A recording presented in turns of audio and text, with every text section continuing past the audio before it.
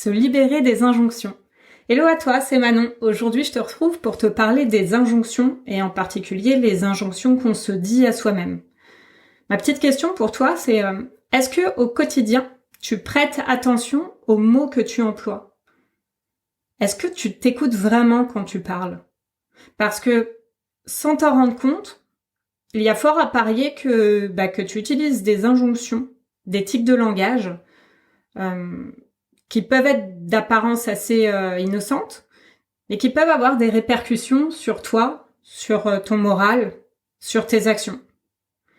Des injonctions, dans la parole de mes coachés, j'en entends beaucoup.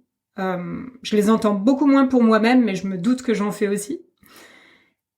Et je vais t'inviter du coup à faire attention aux termes que tu emploies. Alors par exemple, peut-être que tu dis souvent « il faut que »,« je dois ». Quand tu dis ça, donc il faut que je fasse ceci, je dois faire cela, t'as pas le choix en fait, t'as pas ton mot à dire. C'est un ordre que tu t'envoies et qui est assez lourd à porter, qui est assez contraignant et qui est d'ailleurs pas très motivant.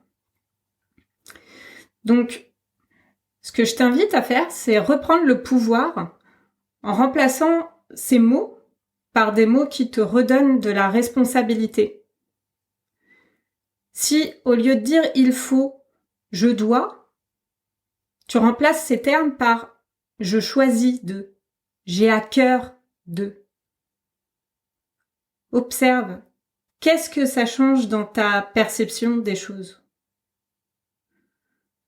Par ailleurs, quand tu dis « je ne peux pas », est-ce que vraiment tu ne peux pas? Ou est-ce que tu ne veux pas? Est-ce que tu n'en as pas envie? Un autre que j'aime beaucoup et que j'aime bien donner en exemple, c'est « je n'ai pas le temps ».